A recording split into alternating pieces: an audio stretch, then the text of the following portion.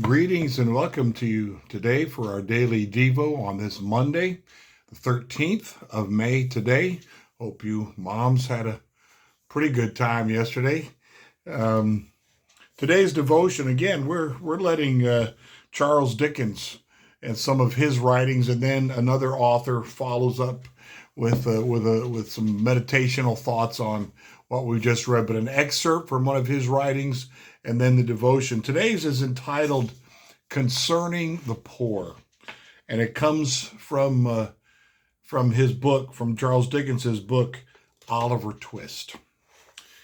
The room in which the boys were fed was a large stone hall with a copper at one end, out of which the master, dressed in an apron and assisted by one or two women, ladled the gruel at meal times. Of this festive composition, each boy had one porringer and no more. I assume that's one bowl. Except on occasions of great public rejoicing, when he had 2 ounces and a quarter bread besides. The bowls never wanted washing. The boys polished them with their spoons till they shone again. And when they had performed this operation, they would sit staring at the copper, with such eager eyes as if they could have devoured the very bricks of which it was composed. Oliver Twist was desperate with hunger and reckless with misery. He rose from the table and, advancing to the master, basin and spoon in hand, said, "Please, sir, I want some more." The master was a fat, healthy man, but he turned very pale. He gazed in stupefied astonishment on the small rebel for some seconds, and then clung for support to the copper. The assistants were paralyzed with wonder, the boys with fear. "What?" said the master at length in a faint voice. "Please, sir," replied Oliver, "I want some more."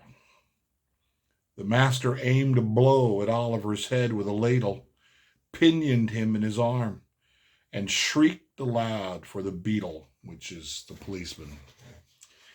That's from Oliver Twist, and I'm sure most of us are aware that Charles Dickens really did focus on that a lot, the inequities of his time, the inequalities of his time, which haven't changed in a lot of places.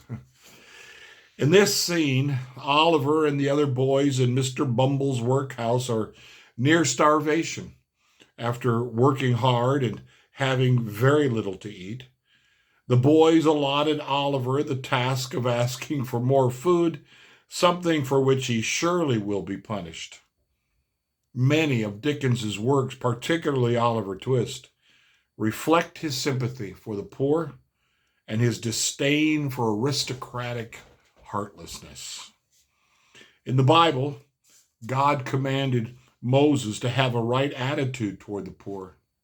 He said, "The poor will never cease from the land. Therefore I command you, saying, you shall open your hand wide to your brother, to your poor, and your needy in your land." Deuteronomy 15:11. The Bible promises God's favor when we give to the poor. Isaiah 58:10 and 11. "If you extend your soul to the hungry and satisfy the afflicted soul, then your light shall dawn in the darkness, and your darkness shall be as the noonday. The Lord will guide you continually and satisfy your soul in drought and strengthen your bones. You shall be like a watered garden and like a spring of water whose waters do not fail." I would like to claim those verses for our church right now, as we have helped numerous families here recently with furniture and such. I want to claim that promise. Expand us, Lord. Help us to flow even more with more opportunity to help. The favor that God shows us when we give to the poor is a satisfaction that we have done his will. We can help many people like Oliver by allowing God to lead us to the ways in which he wants us to help.